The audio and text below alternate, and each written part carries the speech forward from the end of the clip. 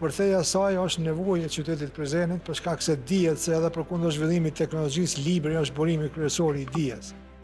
Ka pas ngecë, ka pas pengesa, edhe derisa e kemi eliminuar ato pengesa, na është vënë pak projekti. Mi po megjithatë që sot jemi këtu, i kemi eliminuar pengesat, po fillojmë prapë me përurimin e rifillimit të punëve, edhe unë jam shumë i sigurt që me një afat kohor optimal,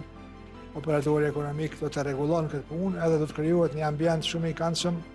për gjithë lexuesit, po edhe për evente kulturore, për promovim të librave, ekspozita apo çfarë do të jenë ato. Biblioteka është mjaft e rëndësishme për një qytet, kryesisht për qytetin e Prizrenit, kështu që është shumë e mirëseardhur nëse shohim diçka që ecën hapa tutje për zhvillimin e bibliotekës Prizrenit. Prizreni meriton të ketë një bibliotekë adekuate dhe është më shumë se e nevojshme, pse jo. Sa i përket implementimit projektit, domethënë